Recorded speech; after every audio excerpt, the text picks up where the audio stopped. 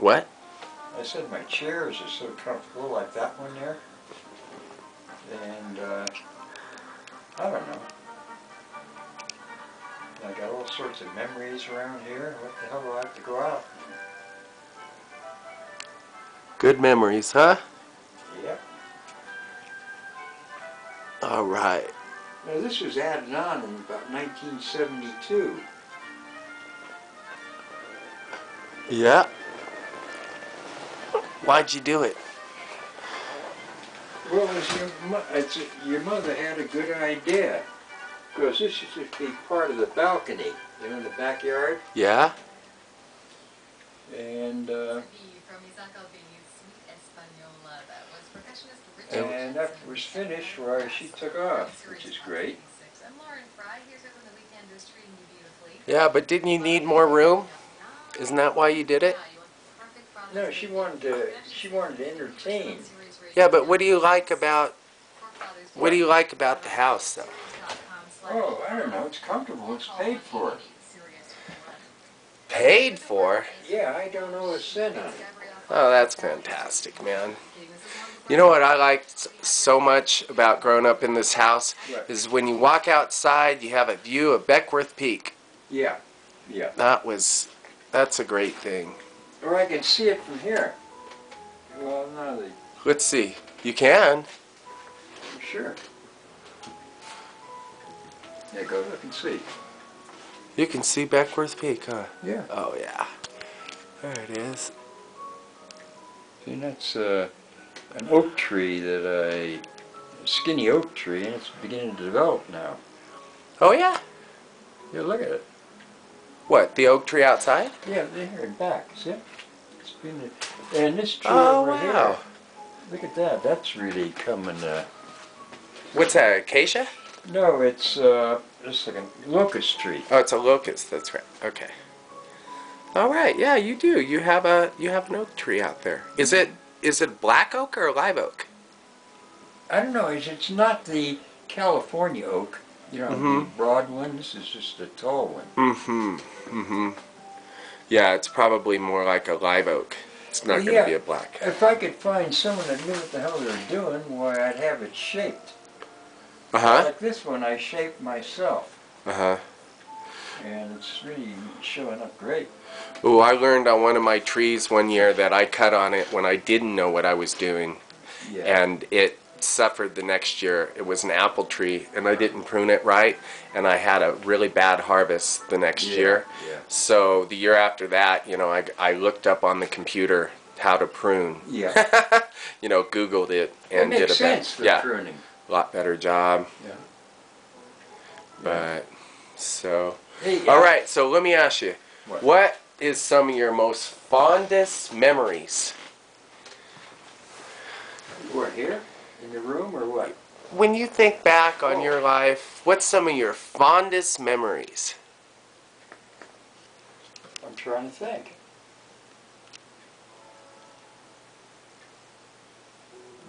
Oh, well, when we as a family went up to up the sand pond, you know. Wow. What else? I don't know. Just in my life, it was a good thing your mother had enough sense to take off. No, really. Because, no, but think about, now come on, that can't be the highlight. No, how about like, what about like through your childhood or through your teens or through your 20s or 30s or 40s or 50s or 60s or 70s? 80s, Raymond, you're up in the 80s, amazing. Okay, what's some of your fondest memories? Well, actually, it was the 4 years at Southern Cal. Let's hear about that. Oh, it was so unbelievable. Here, it was a year after the war, World War II, and we had won a good war. The whole country was unified. Without being patriotic, you knew it. You know? Okay, so here I got back to Southern Cal, and the girls there, up to the time we veterans got back, were going for 4 years. They either went out with 17-year-olds or 4Fs, the guys that were physically unfit for service. Okay? And here we veterans came back with our necks in the rut, and these lovely girls. You know? And you study like hell during the week, Sunday night through Friday. Saturday and Sunday you had fun. Beach parties, surfing at the Malibu and all the beaches there. And it was a release. It was tremendous. That's great. That's great. And being a Yale leader, was that fun? Did that give you any fringe benefits at the university? Yes, it did. Okay, let's hear about that. Well, actually, I was going with Barb then, who was at UCLA. Okay. And the week before the game, where we wouldn't even contact one another, and the week after, we wouldn't either. But then again, we'd make up for lost time. Watch the moon set in Malibu and other beaches. Really? That's so neat down there. When I was down there, all the great restaurants and right on the beach, you know, Yeah. because... They didn't have them then, you know. Yeah, no, it was... Yeah, what year was this? Primitive. 40, well, what? It was 1946. Wow. 45. Yeah, 45, I was there. Yeah. And so these are still like small towns then, huh? Yeah. Rural and, you know, Yeah. LA wasn't LA. Yeah, What was nothing Hollywood like? I mean, it was just, you were there during the primo time, huh? Yeah, Who was a famous actress or actor of that time? At that time. 46. Well, Gregory Peck, I think. Yeah. So Gregory... So this was back when Hollywood was really Hollywood. I mean, the glamour and, you know, and it was beautiful and clean and new and perfect, huh? It was just perfect. Right. It was right after the war, and it was just, the country was just thriving, huh? It was just vibrant, right? The feel, the energy. And how was the economy? Was the economy great? The money was coming in because the workforce, or what was the economy like? The war, yeah. But let's see, the economy, yeah. Jobs were still easy to get. As long as you had a warm body, you were hired. Wow. Okay, that's great. You know, and like I said, I was an extra in many movies. In the summer, you know, I still gone to school. But, yeah. What was the best movie you were ever in as an extra? I think it was Dole in the Sun. Who was the star? Oh. Do you remember? No, I don't remember. Oh. Cool. Fun. Probably somebody really glamorous, but at this time. Yeah. Yeah, and I asked you before who a famous actor was, and you said Gregory Peck. Who was a famous actress of that era? That era? Let's see, 45.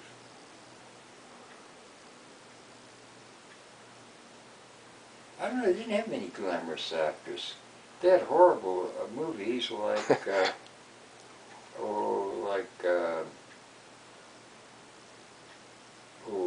Maisie movies, or this gal was a secretary, and went on and on about that. But the cowboys were great. Right, right. Like I said, I was a cowboy. I remember in the fraternity house, I answered the telephone one time, and the guy says, "Can you ride the horse?" I was the first one to answer the phone. I said, "Sure." And I didn't tell him that before that time. The only time I was on a horse was in the donkeys in Golden Gate Park when I was 5, you know, in San Francisco. Oh, yeah. The donkey rides, you know. Uh-oh. And so there I was told where to report. And so they gave me boots, breeches, you know, and so forth. And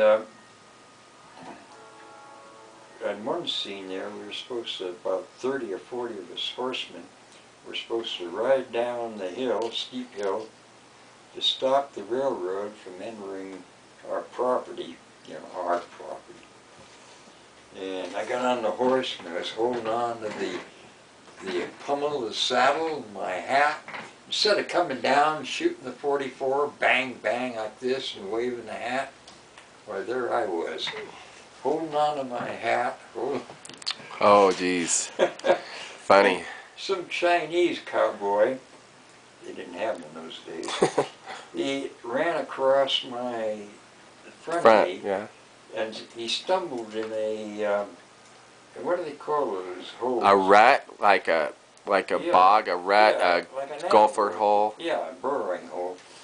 And he threw the Chinese guy. And the horse. broke his Oh, leg. oh, really? Broke Yeah. his leg? Oh, jeez. Wow. That scene, needless to say, that scene was thrown out. Yeah, that was cutting room floor, huh? Yeah. So, all right, man. And then, so you were fortunate enough to have 3 wonderful sons and daughter. Yep. And everyone's happy, and we've been blessed our lives. Oh, yeah. Yeah, we're really fortunate. I mean, you know, you had a hard time, and I'll never know, you know, because I was very young when it was happening, but as far as like my life and how I was brought up and everything, I'm really grateful because, you know, you always were at all my track practices, all my football practices, Yeah. all the plays, everything I ever did in school. And it was neat because you did have me at a later age. You had me at 48, but it allowed you, as you went into your retirement and did, you know, less schooling, you could make everything. No, see, how old was I? 48, 47 or 48. Let's see, 1960, yeah. 7. Yeah. Yeah, I've done the math. Because I got married when I was 50. Yeah. 1950? 55. 55, yeah, because you moved here in 52. I know, moved here The in 50. winter. Oh, I really? started teaching in January 51. Oh, wow. Okay, 50. Wow. Yeah. Wow, that's pretty neat. So that must have felt great, huh? 1950, you know, it was like a big year, huh? Yeah, 1950 was a huge year, huh?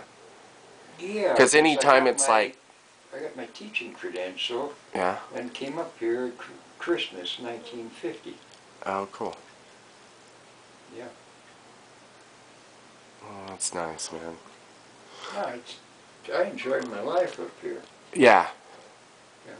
Yeah, it's a good place. Mm-hmm. It's changed a little bit, you know, I mean, but what place isn't? In a lot of ways, it hasn't changed a lot here, you know? Yeah. But...